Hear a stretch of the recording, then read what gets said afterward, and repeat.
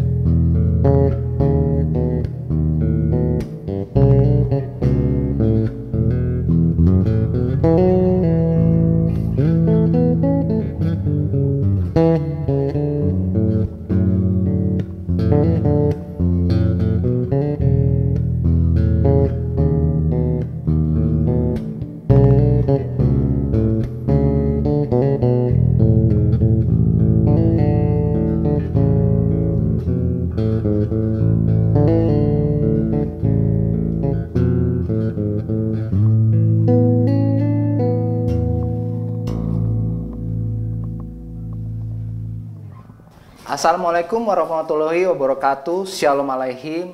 Om Swastiastu. Namo Buddhaya. Salam kebajikan.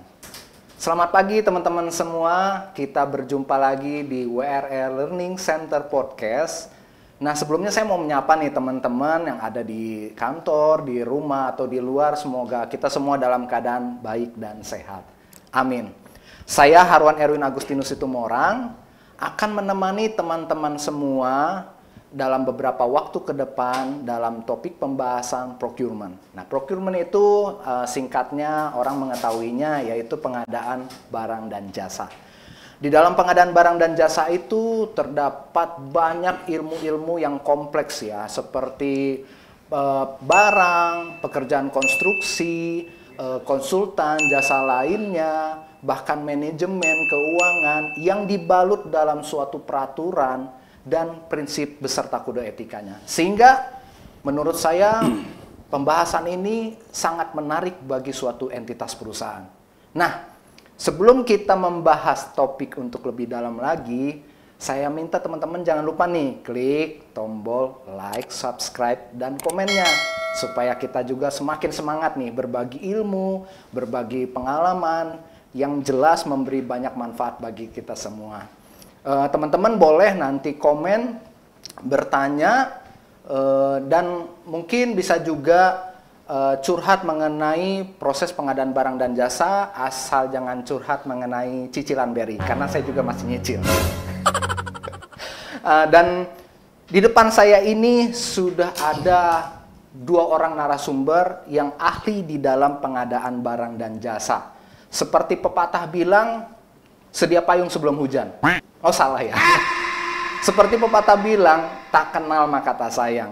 Untuk itu, boleh dong kita spill nih ya, siapa aja narasumbernya, orang-orang yang hebat dan berkompeten di dalam dunia pengadaan barang dan jasa. Nah, boleh nih Pak, diperkenalkan untuk nama dan jabatannya saat ini Pak. Nama saya Budi Ramadhani. Jabatan saya saat ini yaitu manajer unit layanan pengadaan di Perum Jasa Tirta II. Dan saya sudah petugas di Perum Jasa Tirta II ini sejak tahun 2001. Oke, gitu Mas Erwin. Cukup lama sekali ya Pak ya. Iya. Luar biasa. Lumayan. Kalau yang satu lagi nih narasumber yang kedua kita nih. Ini udah nggak asing lagi ya kalau kita lihat di dalam pengadaan barang dan jasa nih. Boleh di-spill nih namanya di Bang? Nama Heri, sekarang di Pogja Pengadaan ULP.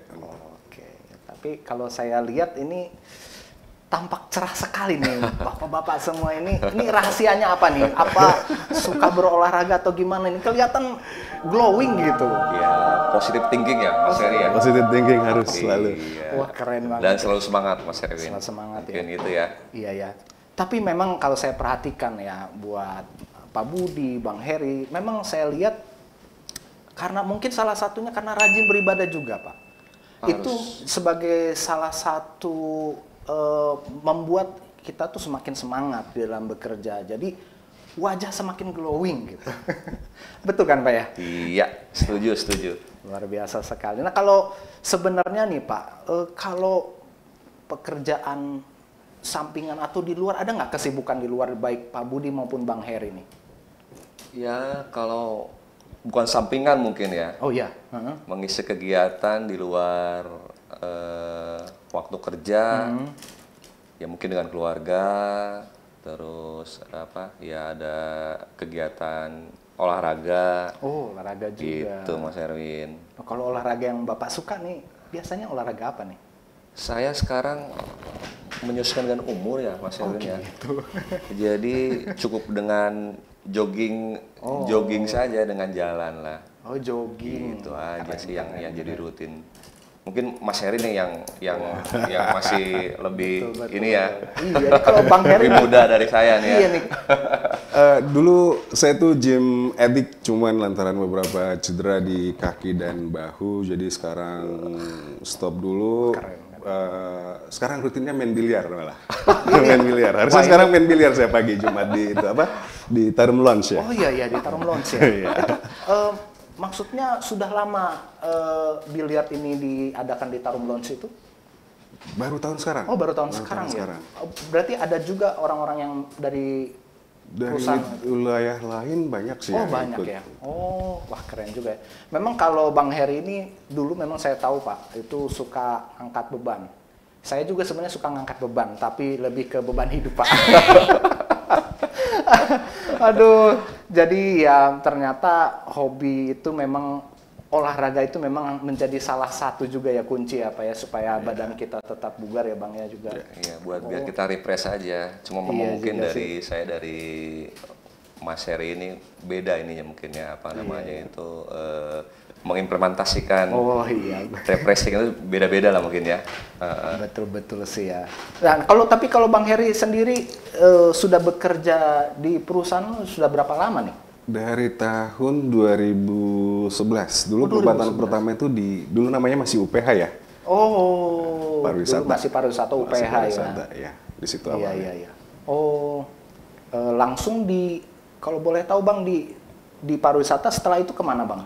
Pindah? Dari pariwisata terus pindah ke sekretariat perusahaan, dari sekretariat perusahaan ke unit layanan pengadaan, unit layanan pengadaan terus ke IPAK.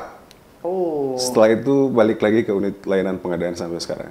Oh, tapi berarti dari IPAK itu punya hubungan nggak Bang kira-kira ke unit layanan pengadaan saat ini nih?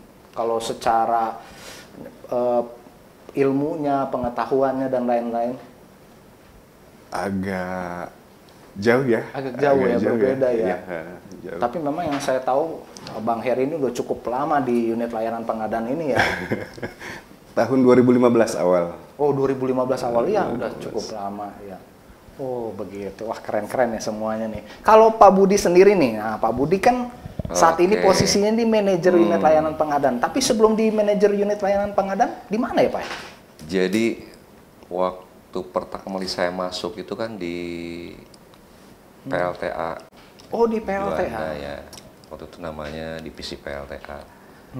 Kurang lebih 15 tahun saya di sana, memang lama. 15 tahun di PLTA, luar biasa. Nah, kemudian dilanjut di tahun awal 2016 saya masuk bergabung di kantor pusat.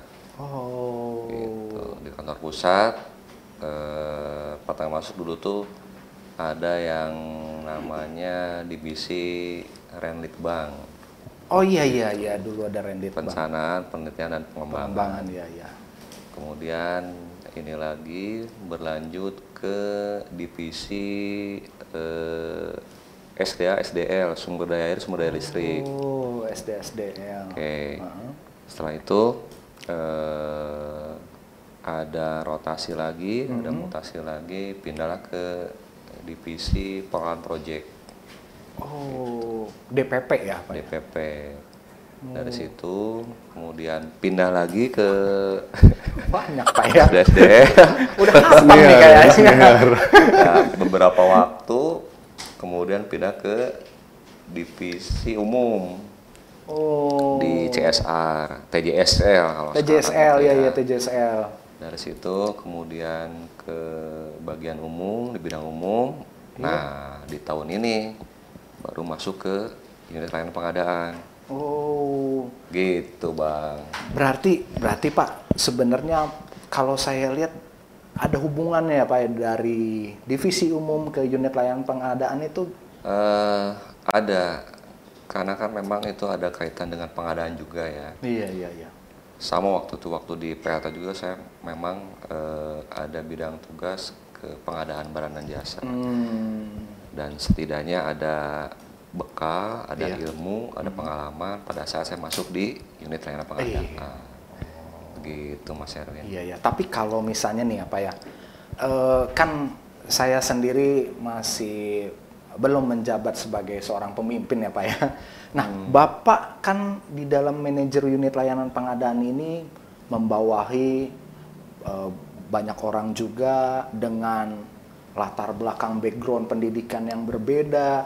Nah, kira-kira menurut Bapak sulit nggak memimpin itu? Atau Bapak punya nih kiat-kiatnya bagaimana cara memimpin dengan latar belakang yang berbeda-beda nih Pak?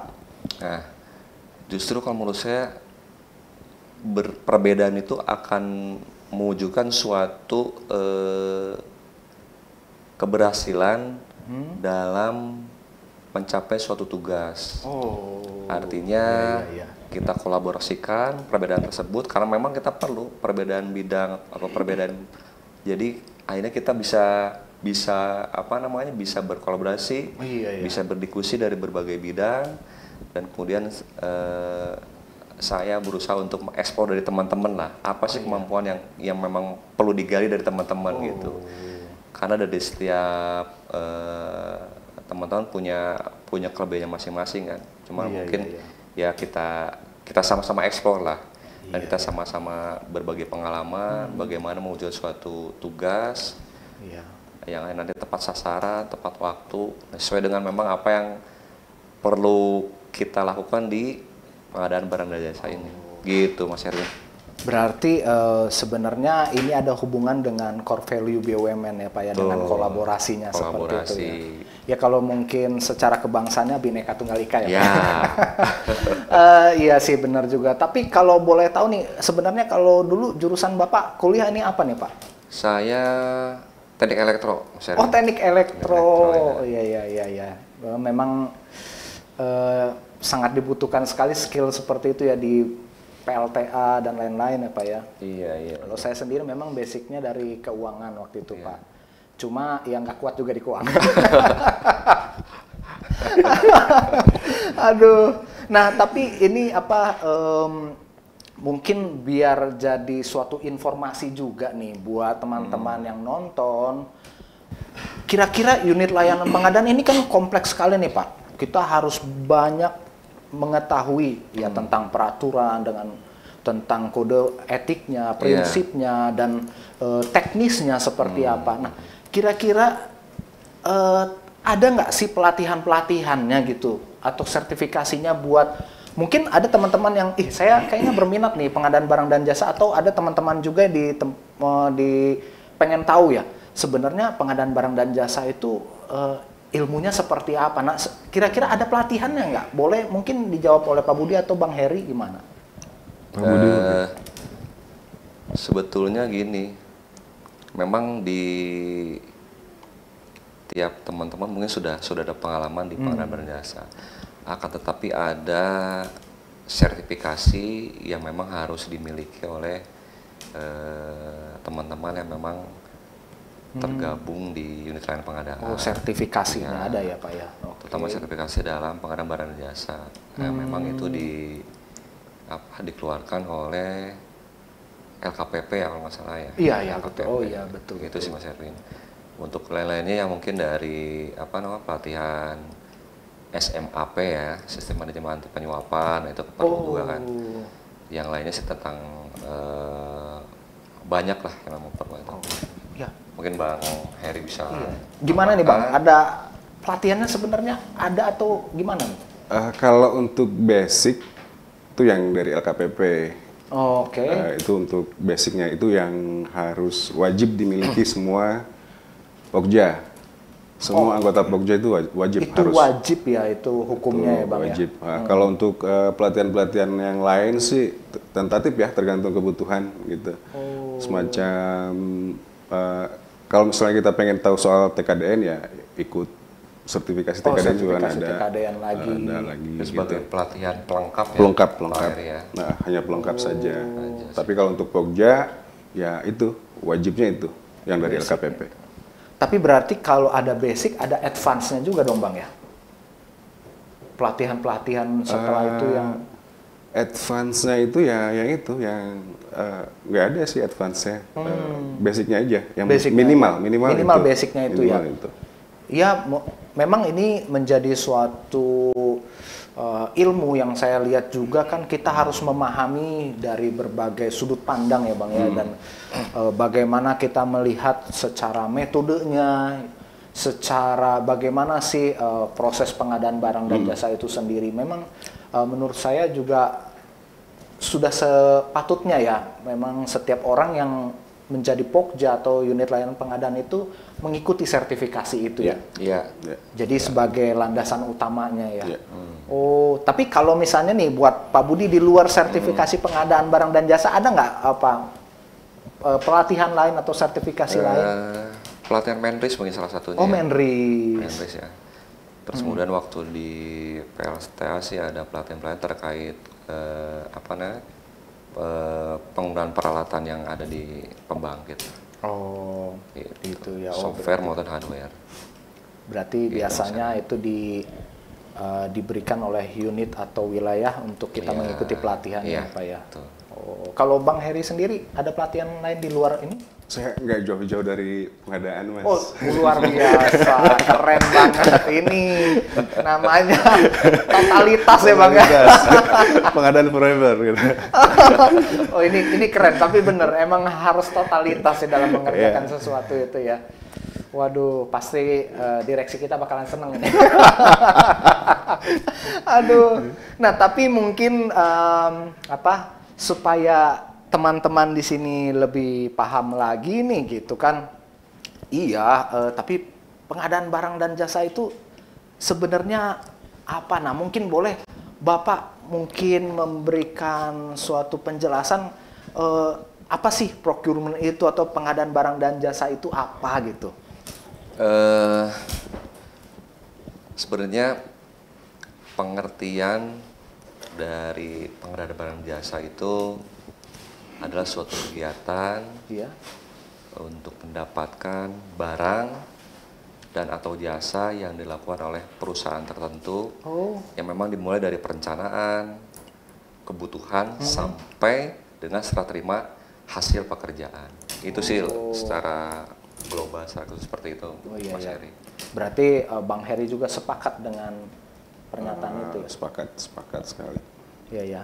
Memang ada bedanya antara bapak-bapak narasumber dengan saya.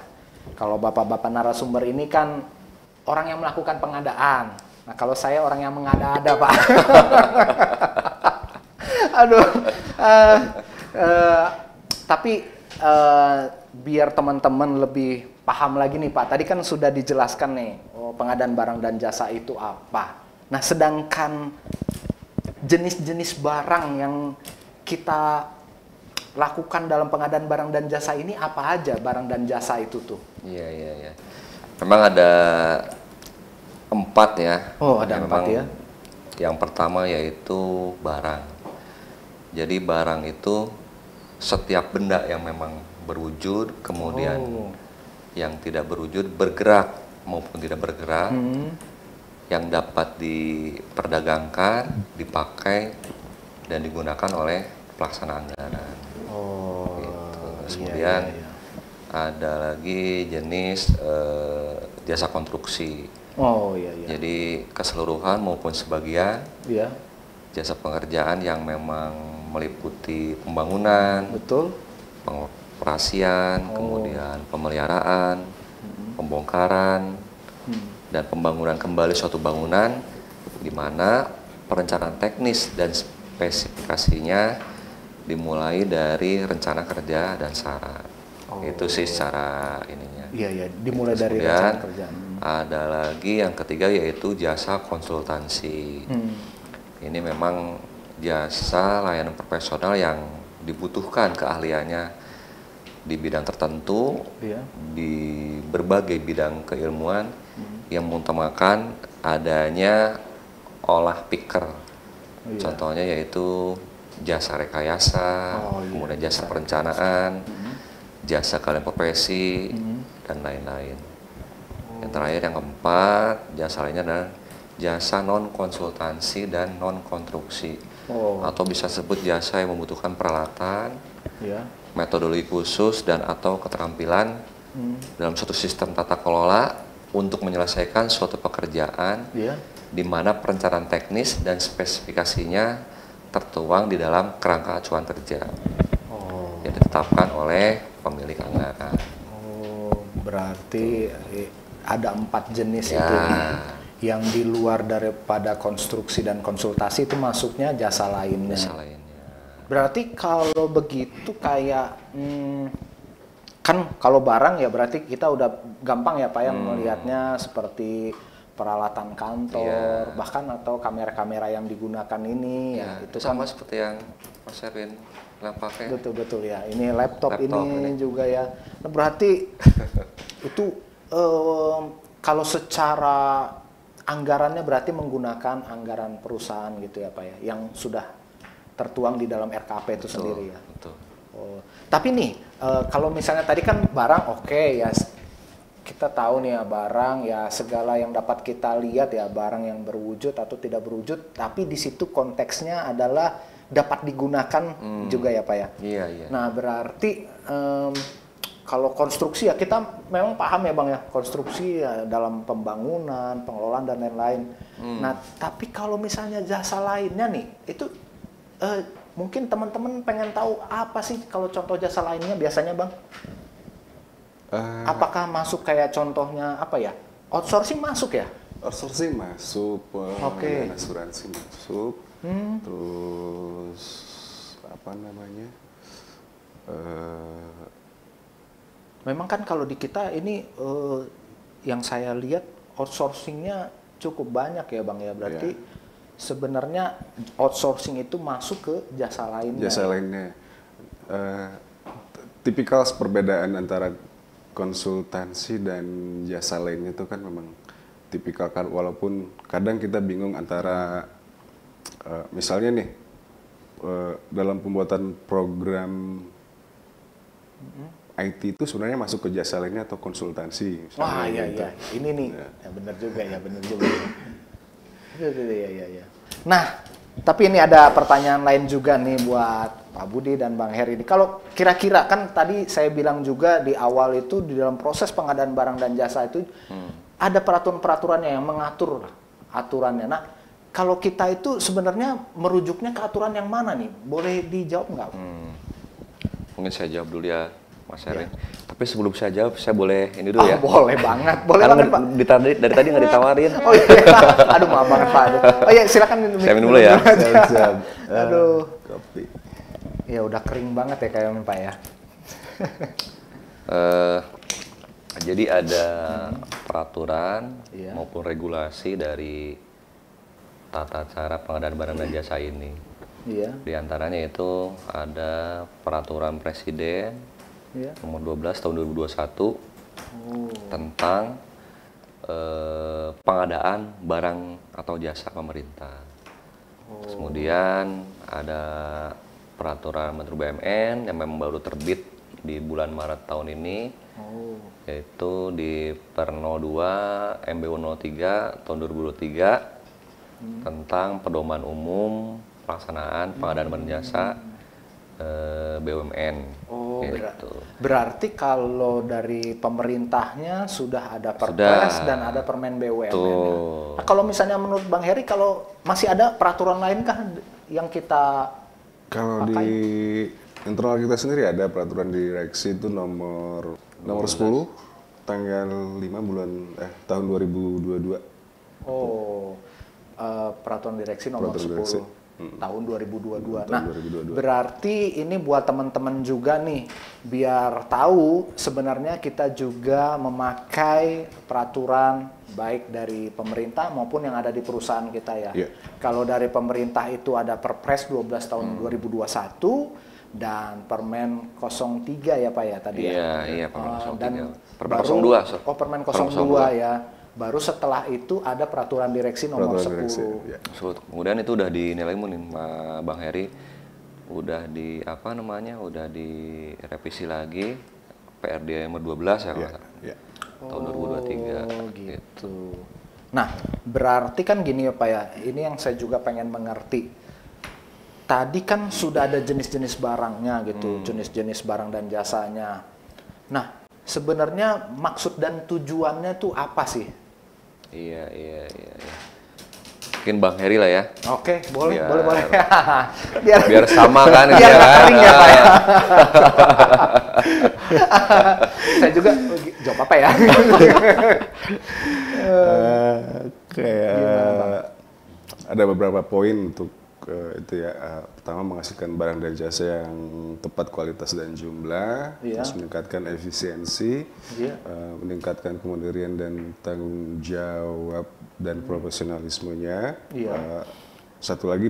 Dua lagi penggunaan produksi dalam negeri, dan terakhir itu sinergi BUMN. Oh, sinergi BUMN. Ini sih yang memang kadang kita suka mendengar ya, pemerintah sinergi BUMN. menggaungkan untuk sinergi BUMN juga. Sinergi Ya. BUMN, ya. Oh, nah berarti yang tadi kalau kata Bang Heri kualitas, tepat kualitas ya. Nah itu kan sebenarnya kalau yang saya dengar itu adalah salah satunya value for money. Value nih. for money. Nah kalau menurut Bang Heri nih, value for money itu apa sih sebenarnya gitu? Value for money ya, mendapatkan hasil yang optimal dalam waktu yang cepat dan menggunakan dana serta kemampuan yang seminimal mungkin. Oh, berarti intinya dengan kata lain kita seminimum mungkin tapi mendapatkan barang atau jasa yang optimal gitu ya. Optimal, kalau bahasa saya sih mendapatkan barang yang bagus dengan harga yang wajar. Nah, itu sih sebenarnya cluenya ya. Iya ya, saya paham. Lebih dengan tepatnya itu wajar. Lebih tepatnya itu ya Pak. Karena kan memang maksudnya yang saya tangkap nih, ini juga mungkin berlaku juga di dunia pengadaan barang dan jasa lainnya ya. Mungkin kalau secara sudut pandang ekonomi berbeda lagi ya. Iya. Tapi kalau yang saya lihat itu kan kalau value for money itu harga yang terbaik itu harga murah belum tentu yang terbaik kan Pak. Iya. Jadi memang semuanya harus ada kewajaran harganya Ya, gitu. betul.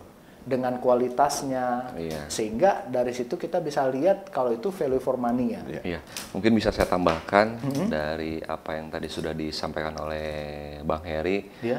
Jadi memang ada satu metode untuk mengukur kualitas. Oh iya ya. Nah, jadi kita lihat dari spesifikasinya gitu. Jika spesifikasinya terlalu tinggi, maka harganya akan menjadi semakin mahal. Oh. Nah, iya, sedangkan jika spesifikasinya rendah, maka tidak dapat memenuhi kebutuhan pengguna barang atau jasa.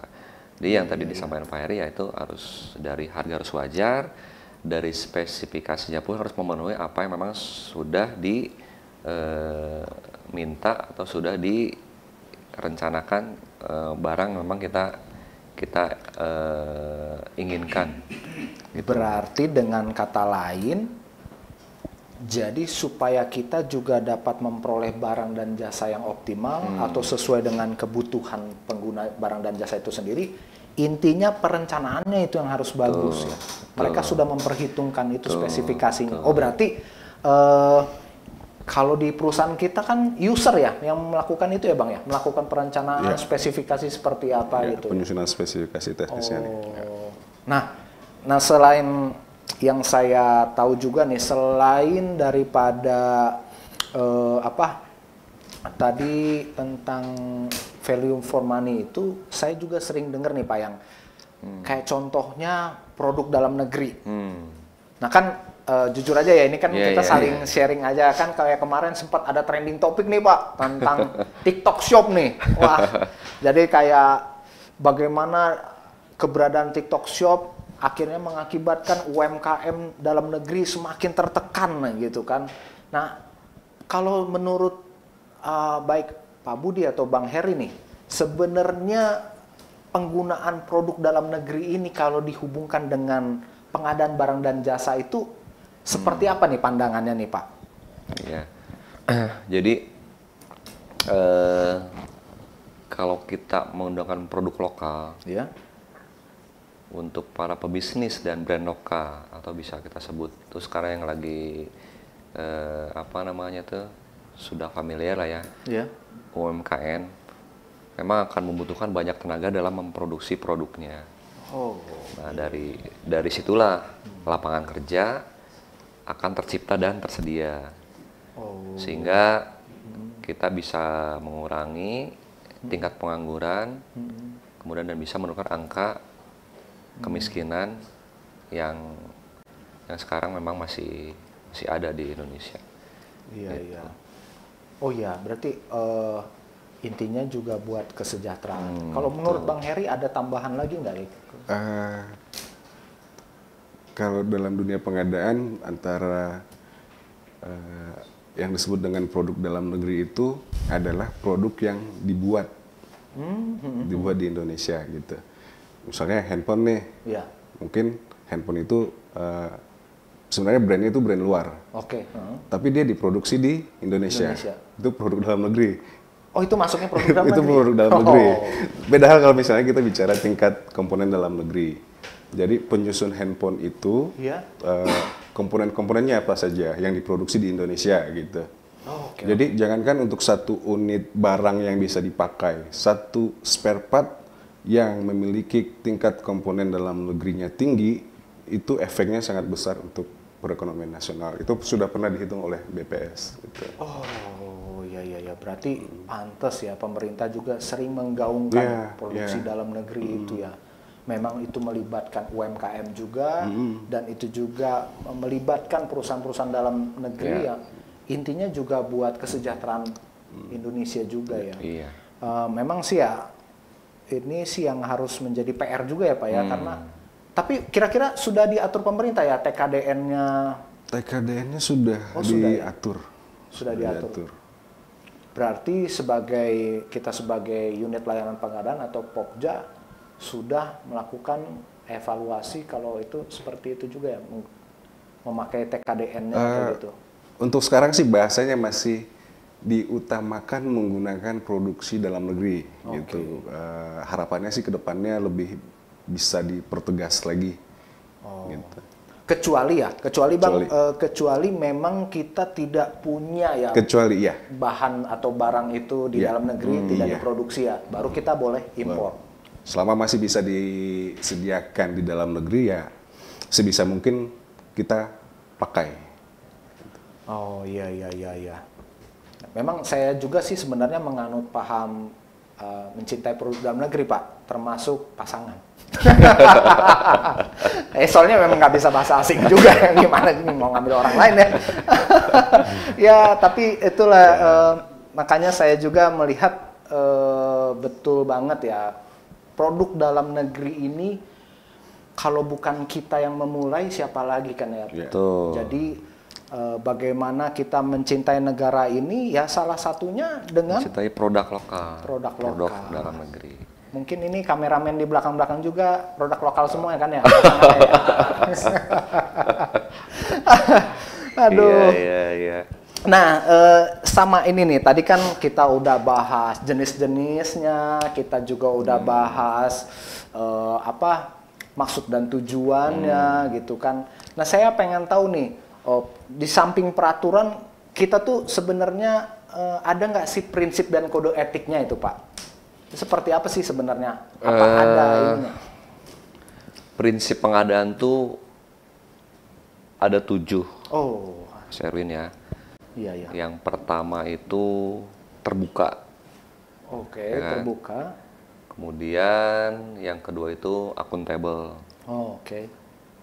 Yang ketiga efisien, Iya, efektif, iya, kemudian kompetitif, iya, transparan, iya. adil, dan wajar. Jadi itu adalah satu kesatuan yang memang ada di dalam prinsip pengadaan. Begitu teman-teman. Oh, oke. Berarti prinsip dan kode etiknya Ya. juga kita melakukan itu juga ya. Berarti kayak tadi value for money itu masuk juga tuh efisiensi Ya. dan efektifnya itu. Tuh.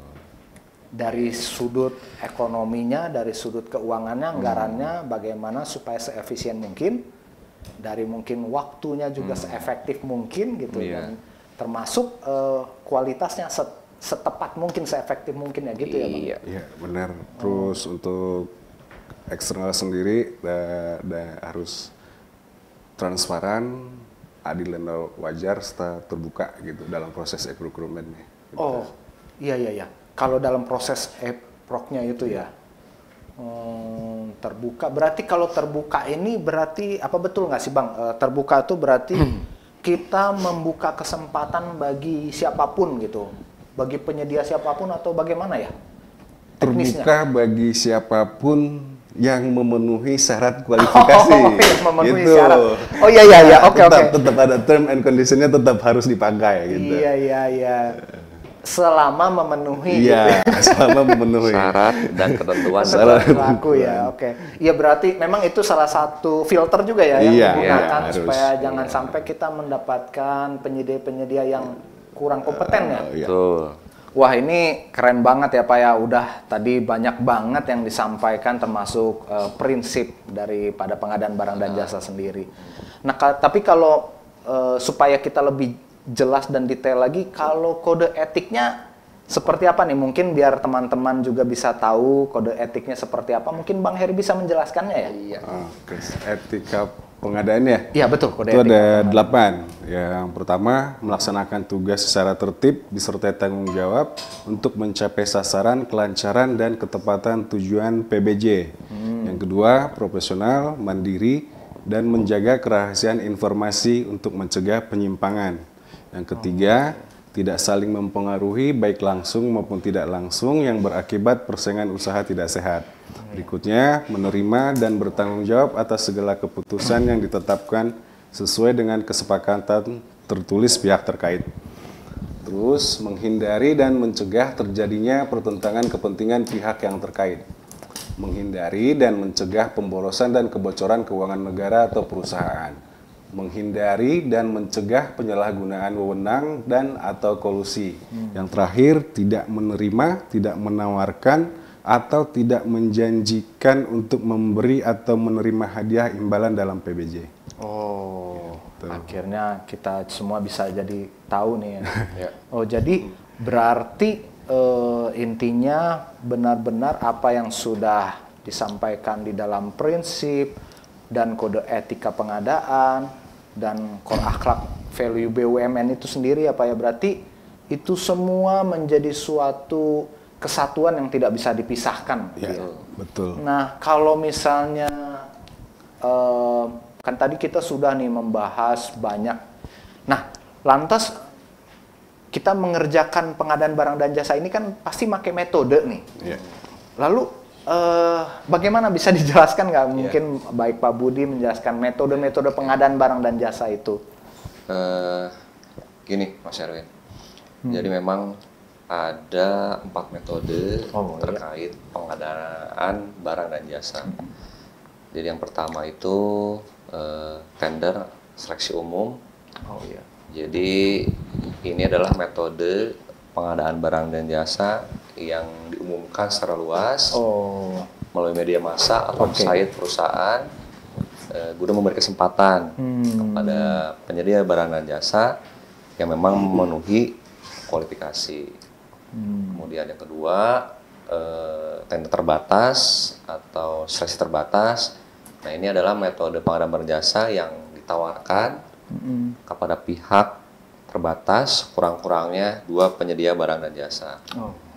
Yang ketiga, penunjukan langsung. Penunjukan langsung ya. Jadi penunjukan langsung itu adalah pengadaan barang dan jasa yang dilakukan secara langsung dengan menunjuk satu penyedia barang dan jasa. Yang terakhir, yang keempat, pengadaan langsung. Ini adalah pembelian terhadap barang-barang yang terdapat di pasar sesuai dengan harga pasar, termasuk casing. Begitu, Mas Heri. Berarti sama kalau untuk pengadaan langsung itu berarti kita bisa melakukannya dengan pembelian di market-market ya Pak ya, termasuk kayak e-commerce dan lain-lain ya. Sedangkan kalau tender umum itu memang kita memberikan informasi ke media massa, namun itu ya ada catatannya ya, siapa yang memang lolos kualifikasi itu yang memang bisa sesuai dengan standarnya ya. Lalu kalau misalnya penunjukan langsung kayaknya lebih ke arah apa ya Bang ya? Apakah karena memang dia yang memiliki teknologinya atau memang dia yang memiliki ilmunya atau seperti apa Bang ya? Kalau penunjukan langsung itu ada 2. Penunjukan langsung dalam kondisi darurat. Ya, mudah-mudahan tidak terjadi. Terus yang kedua itu penunjukan langsung berdasarkan beberapa kondisi. Salah satunya itu pemilik hak kekayaan intelektual, terus pekerjaan berkelanjutan, dan saya tambahin satu lagi yang sinergi BUMN. Berarti sinergi BUMN yang kita jelaskan itu juga masuk di dalam penunjukan langsung ya.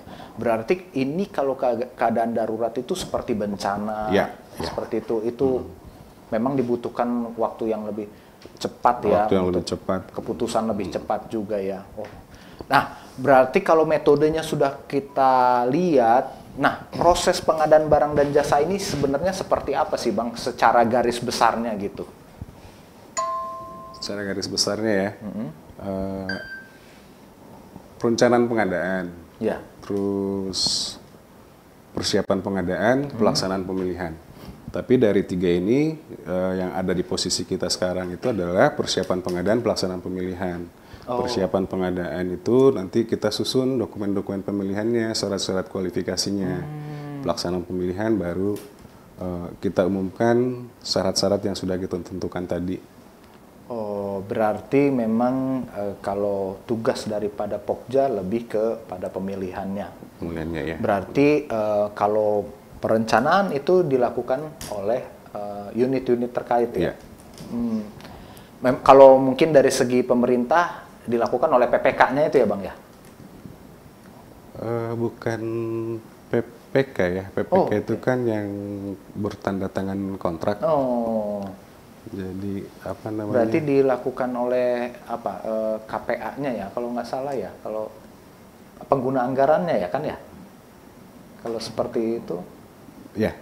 Pengguna anggarannya ya. Ternyata memang kalau kita lihat ini konteksnya betul-betul kalau secara garis besarnya aja itu cukup luas sekali sih ya Bang ya, sehingga betul-betul pemahaman kita sebagai Pokja atau unit layanan pengadaan harus betul-betul paham ya dan berkualitas sehingga dapat menyelesaikan pekerjaan sesuai dengan. Yang penting tuh jangan sampai saling bertentangan antara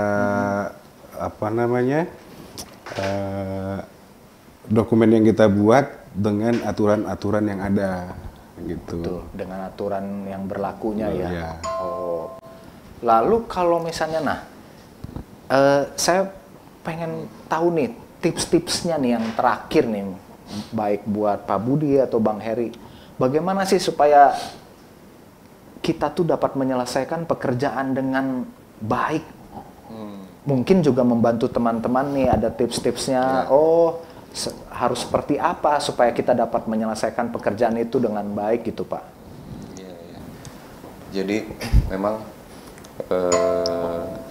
berkaitan dengan kita harus memiliki sertifikasi pengadaan barang jasa, setidaknya kita sudah ada ilmu ya, sudah ada pengetahuan terkait dengan pelaksanaan pengadaan barang jasa.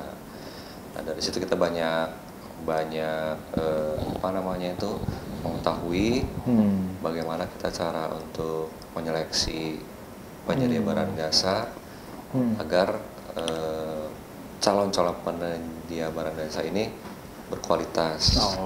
Dan nantinya mereka dapat menyelesaikan atau pelaksanaan pekerjaan di lapangan dengan tepat sasaran, tepat waktu, tepat biaya, kemudian sesuai dengan apa yang memang dilaksanakan dalam perencanaan.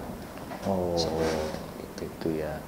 Mungkin Bang Heri bisa menuahkan lebih ini lagi. Gimana Bang? Kalau Bang Heri? Kalau Pokja itu kan sudah menyusun jadwal dari awal. Itu tidak boleh dari awal tidak boleh dilewatin. Tetap boleh. harus diikutin on schedule-nya, nggak boleh terlambat, dan tidak, kalau dalam beberapa proses lebih cepat mungkin bisa ya. Tapi terlambat jangan sampai terlambat gitu. Iya. Tapi biasanya kalau berarti kan waktu antara tender umum atau penunjukan langsung itu berbeda ya biasanya Bang. Berbeda. Memang berbeda. karena siklusnya lebih banyak yang tender umum seperti itu ya. Wah, ini benar-benar ya. Saya aja masih cukup harus banyak belajar ini. Dari kan setelah ngobrol diskusi ini kan masih lebih ini kan lebih menambah lah ya pengetahuan, dan kita bisa diskusi next time lah, nanti bisa kita lebih lanjut lagi. Ya tadi benar, jadi yang seperti tadi saya bilang, tadi kan saya masih mengada-ada Pak gitu. Nah, kalau sekarang pengadaan tuh seperti ini.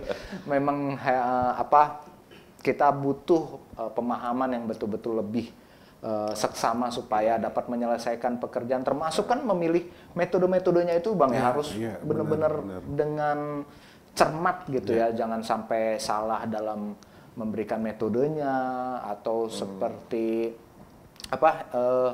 jangan sampai kita malah menjadi tidak sesuai dengan peraturan-peraturan yang ada gitu kan. Benar. Itu kan nanti langsung resikonya itu ya, resiko hukumnya itu ya Bang ya, langsung teliti, cermat, dan hati-hati. Wah, ini kok udah kayak slogannya TNI ya.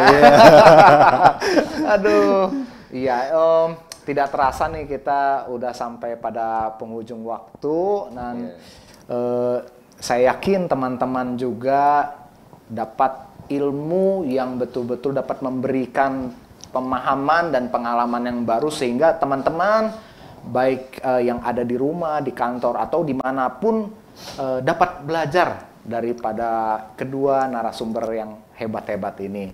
Nah, sekali lagi saya juga mau berterima kasih kepada bapak-bapak narasumber semua nih, sudah memberikan waktunya, ilmunya. Semoga ini semua menjadi pemahaman dan menjadi bekal buat teman-teman yang mendengar agar dapat bekerja dengan lebih baik lagi, terutama di dalam pengadaan barang dan jasa itu sendiri. Nah, sebagai penutup nih Pak, kan kita sudah belajar banyak tadi.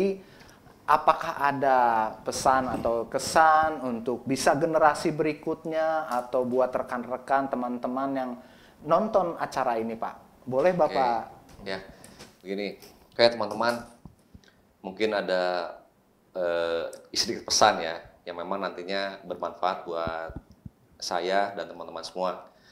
Jadi, dari mulai perencanaan, kemudian pengadaan barang dan jasa, termasuk nanti pelaksanaan pekerjaan di lapangan, memang ini harus dilaksanakan secara tertib, kemudian serta tanggung jawab untuk mencapai sasaran, kelancaran, dan ketepatan tujuan pengadaan barang jasa. Mungkin itu aja, simpel. Wah, keren sekali nih.